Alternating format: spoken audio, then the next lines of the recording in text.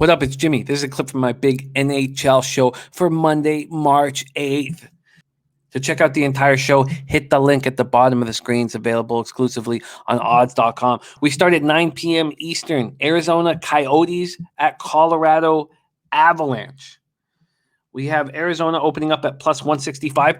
That hasn't changed at Bet365. Depending on where you shop, you can get anywhere between plus 158 and plus 165. The total for this game is sitting at 5.5. It opened plus 100 to the over. It's now minus 105 towards the over.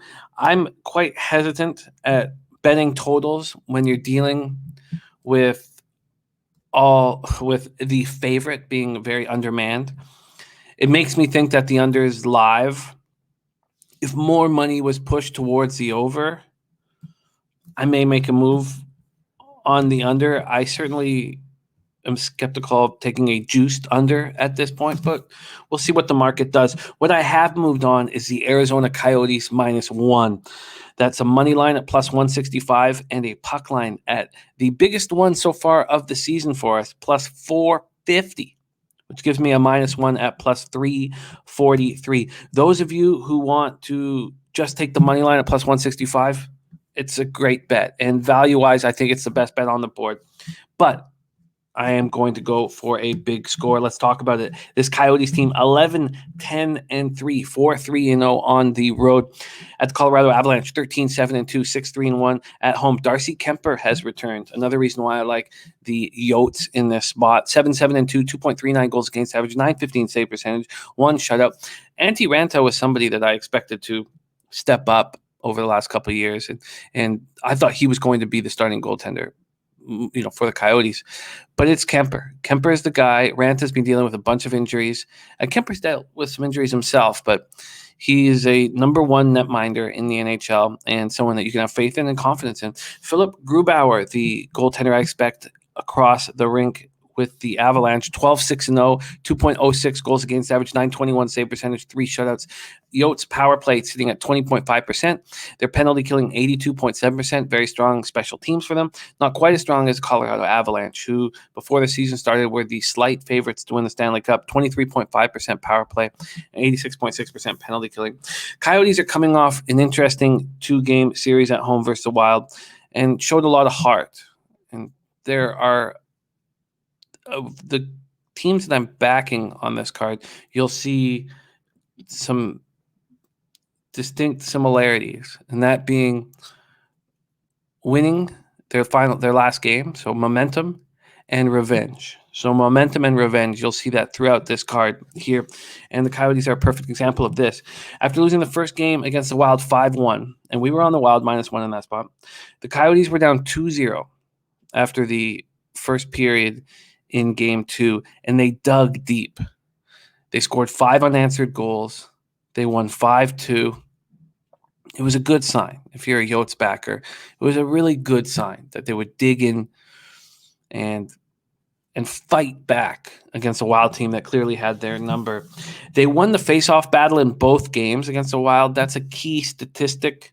I need a team that has puck possession. They also out-hit the Wild, and I've called out this Coyote team for being too soft, and what Rick Tocchet has done is he's added some size on the third and fourth line.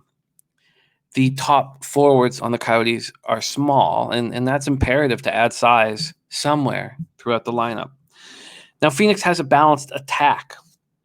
They have Clayton, Keller, and Christian Dvorak on the top line. Nick Schmaltz and Connor Garland, their leading scorer on the second line. And old sweet tits Phil Kessel on the third line. So they're capable of scoring throughout their lineup. They've lost 3 of 5 games overall, and 2 of those losses came at the hands of these Avalanche. Colorado came into Phoenix, beat them 3-2 and 6-2 on back-to-back nights last weekend, Friday, Saturday. There is revenge in mind from this Coyotes team that just showed heart coming back against the Wild. And 2016 first-round draft pick Jacob Chicherin out of the Sarnia Sting is playing excellent hockey, man. And adding him to a defense that already has Goligoski and Ekman-Larsson gives you a strong defensive core. I love the Coyotes here tonight. Love them. Love them. I think they come into battle. Now, the Avalanche have been handling their injuries very well. and they're decimated. And it's possible that they get some of these guys back. It really is. But it's also possible that they get none of them back. They played their last 2 games without star Nathan MacKinnon. He's got an upper body injury. You don't want to put him in a situation where it could be much worse. They've been without Matt Calvert for 2 weeks. JT Compher went down with an upper body injury in the first game against the Ducks. But it's on defense where they've been hit the hardest. And, we've said the same thing on this show for now. This is the 4th year of us, making every bet public and capping together. And that's if a team is down 2 of their top 4 defensemen, fade them, fade them, fade them. Now, I was afraid to do that because the Ducks are such a poor hockey club, but I should have. Ducks won 5-4 in overtime for a huge score. Star defenseman Cale Makar has missed 5 straight games with an upper body injury. He was never put on IR, so clearly they believe that he could come back at some point. That could be tonight.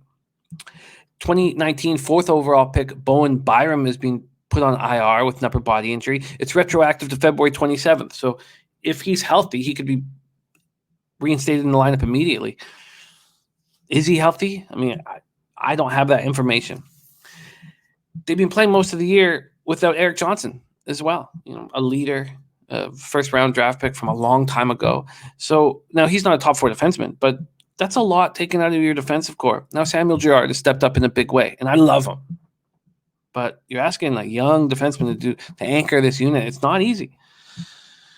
The Coyotes want revenge. Here is a golden opportunity to exact it. I think this is a great, great spot for the Yotes. I'm on the -1 plus 343. If you want a money line plus 165, it's a great spot. But I'm going for the big score. You know how I do.